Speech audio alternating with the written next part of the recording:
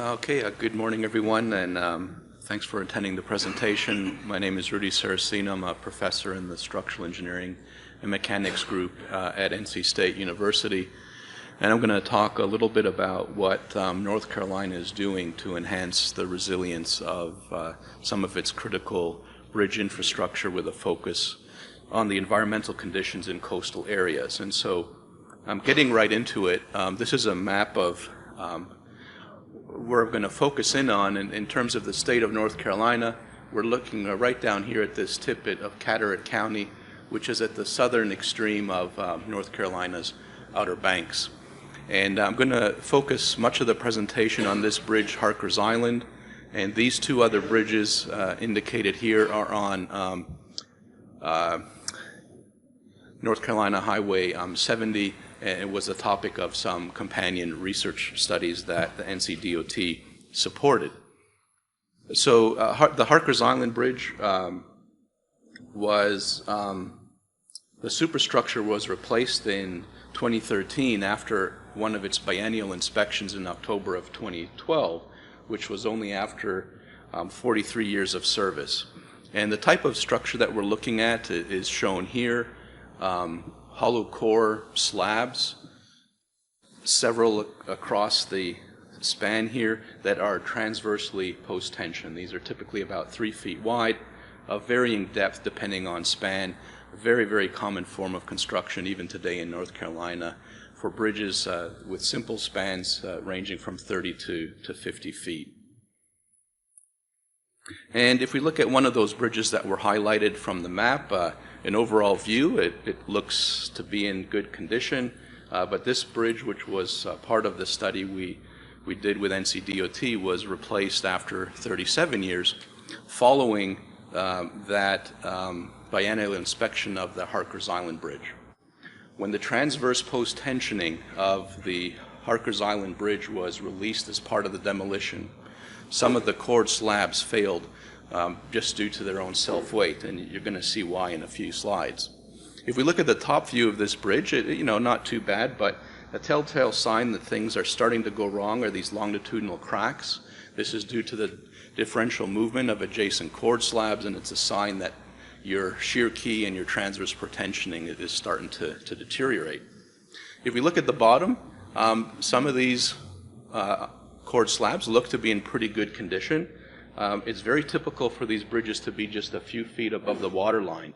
At the end spans here at low tide, you could walk out underneath the bridge, and if you're just a little bit taller than me, you could reach the bottom of the bridge. And so you can see the type of condition that it's in. So if you zoom in on where some of the problems are, this is my colleague, Dr. Mo Pourgaz, in the department, and he was pointing out to us the corrosion, just in case we were going to miss it. What you can see here are several layers of patching. You can see that there are slightly different colors of patches. This area has been patched multiple times over multiple years. Sometimes the patching makes it worse and the corrosion is accelerated. Here you would see transverse bar from the stirrup, and these bars going in this up and down direction are the longitudinal pre-stressing strands. And so why is this kind of deterioration happening? If we take a look at this next slide, let me get out of the laser pointer. You can see a video. So you're looking at the abutment here, waves and tide, hits the abutment, splashes up. Those end spans are in a constant condition of saltwater splash. Besides this, what North Carolina is also observing from a recreational perspective, even for bridges that have a higher elevation relative to the waterline, is the impact of jet skis, water skis actually. The big rooster tail, as they go underneath the bridges, are creating lines of corrosion on the underside of decks. So it's interesting to see the various ways in which this can manifest itself. So of those particular bridges, the first reference to patching, according to bridge inspection reports, was in 2003, and that was just after 28 years of service. So after just 28 years in service, some kind of maintenance interventions were required, and then in the following 10 years, half of the chord slabs in the end spans needed priority maintenance because they were in the condition where we saw my colleague pointing to the corrosion. And more than half of the slabs required some form of patching in an attempt to slow down the rate of corrosion. So as part of the demolition of these bridges and the research project we had with NCDOT, oh sorry, I wanted to also point it out. You can see the hatching here underneath, no visible signs of corrosion. But if you were to hit that with a hammer, you would realize that that is entirely delaminated. This was a several feet long length of cord slab. And so this is the scary part.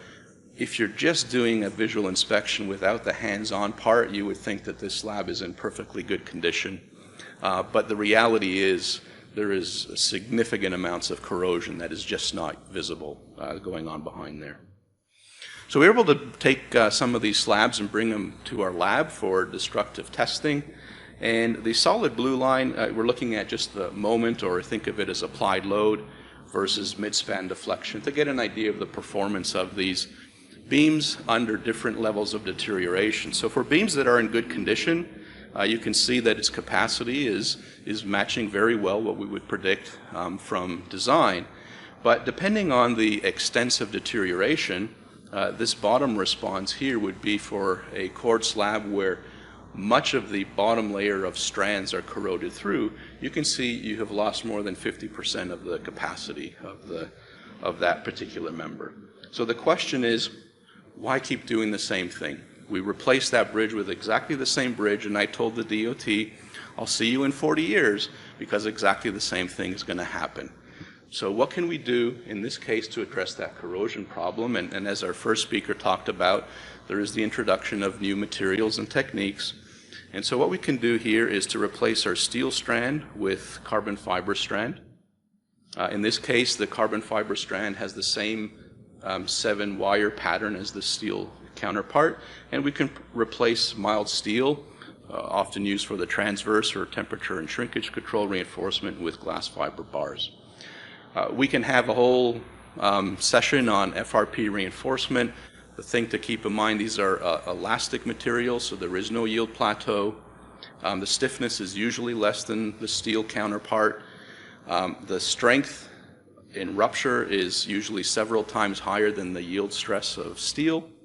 And what else? They're about 20% the weight of a steel counterpart of the same diameter. So this makes transportation and handling on site much, much more convenient. And so there's a lot of spin-off benefits in terms of using FRP reinforcement.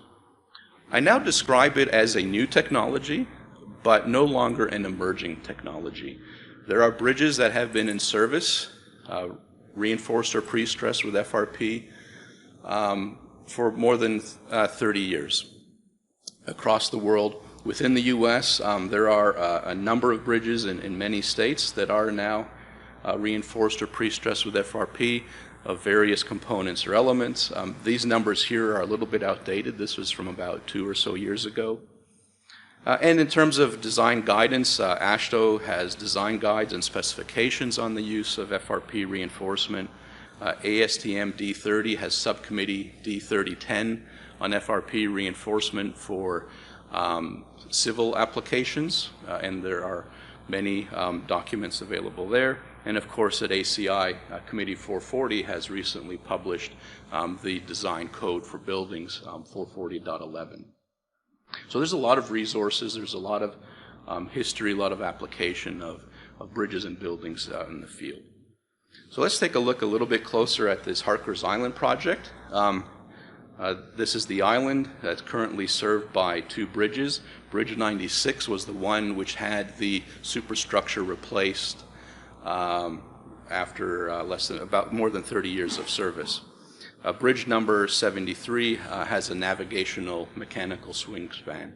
I point out here that that bridge is serving Harkers Island, which has a population of about 1,100, and it's actually declining if you look at the census data, in an area of only just over 2 square miles. Taking a closer look at the bridges, so this Bridge 96 is the one which had the superstructure replaced. The second bridge has that mechanical swing span. and actually the state of North Carolina is in the process of replacing all of the bridges with these kinds of mechanical navigation spans because of the deterioration and maintenance that's required to keep them operational. Same sort of pictures, right? You could pick any of the hundreds of these types of bridges in coastal North Carolina. They all look the same, all the same level of deterioration, the patching, and the continued corrosion. And so that leads us to the replacement of that Harkers Island Bridge now with what is North Carolina's first fully reinforced and pre-stressed concrete bridge. It is, to my knowledge, one of the biggest all-FRP reinforced bridges, certainly in the United States. It uses about 1 million linear feet each of carbon fiber strand and glass fiber reinforcement for the various elements of the bridge. The only component of the bridge that is not FRP reinforced are the barriers, and there they're using epoxy-coated steel bars.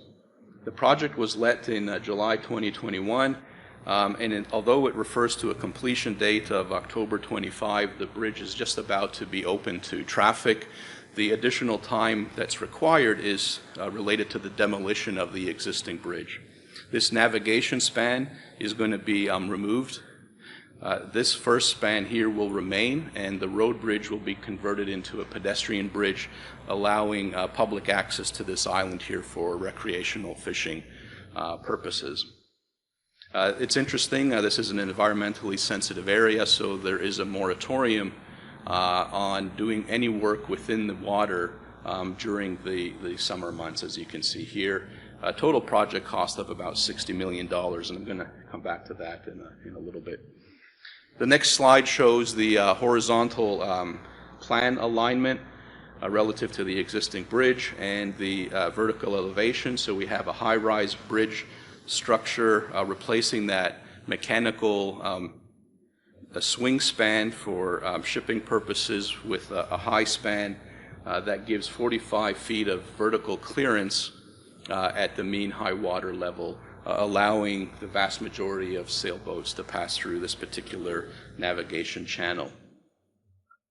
If we look at the construction of the various elements, what you see here on the left is at the coastal precast site in Chesapeake, Virginia, external casting beds for the 2-foot square piles, 16 longitudinal carbon fiber strands, and a solid round circular carbon fiber bar for the square spiral along the length.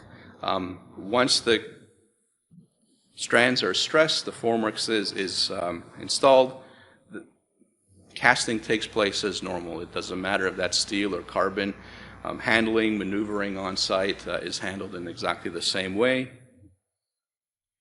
The piles are driven as you would with a steel pile on site.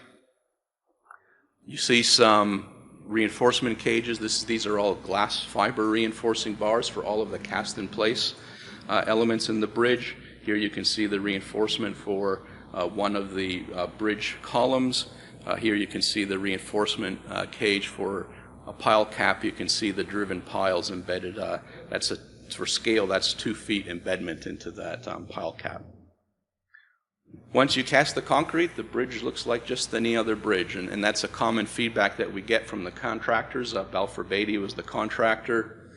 They said, yeah, we just built a bridge. It didn't matter what the reinforcement was. The girders were designed for the floor-to I-beam cross-section, also precast at the coastal precast plant in Wilmington, North Carolina. All the longitudinal reinforcement is carbon fiber pre-stressing. All the transverse and stirrup reinforcement are glass fiber bars. Again, so there's a little bit of additional effort required to couple the carbon fiber strand to the steel strand in order to use the same stressing operation in the precast plant, but other than that additional step, the processes are the same. Here we can see then the installation of the floor to I-beam girders on the pile caps, preparation of the formwork for the cast-in-place deck, The only other component of this bridge that was not FRP reinforced were the lifting hooks, and there they decided to go with stainless steel strand lifting hooks. And we're working with the DOT to come up with some different alternatives to avoid the use of stainless steel for the lifting hooks as well. And then once the formwork is in place, that's where you see your typical glass fiber mat reinforcement for the cast-in-place bridge deck. And here we see some overall construction progress. Currently, this photo is several months out of date. Currently just finishing off the barriers, and otherwise it's about ready to be opened, as I had mentioned before. And so, that brings me to what's next, and why did NCDOT invest $60 million to service Harkers Island with a very small population that's declining? And I think the reason for that is to prepare itself for the following bridge. And so what we know in North Carolina as the Alligator River Bridge is the primary connection from the mainland of the state of North Carolina to the Outer Banks. So this is a very heavily trafficked route, especially in the summer months with tourism. Alligator River is this bridge here, which is almost 3 miles long, built in 1962. It has a mechanical swing span for the navigation span as well, which services about 4,000 ships traversing the intracoastal waterway. So we disrupt traffic every time that span opens. This bridge is closed multiple times per year because of maintenance requirements. The detour, as I point out, is from Williston to Nag's Head here, the first point you would get to the Outer Banks, is a detour along this highway highlighted in green, which adds 35 miles of travel and 45 minutes of driving time.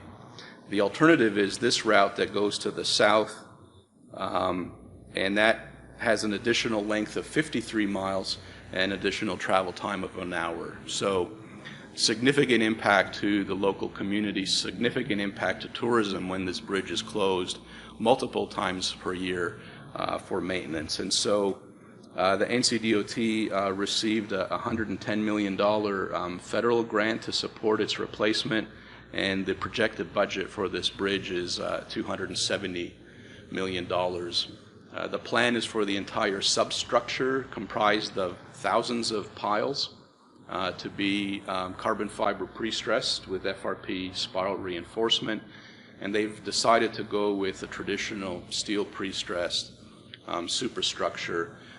They're comfortable that it's high enough above the water line that it's not going to be subject to the same saltwater exposure.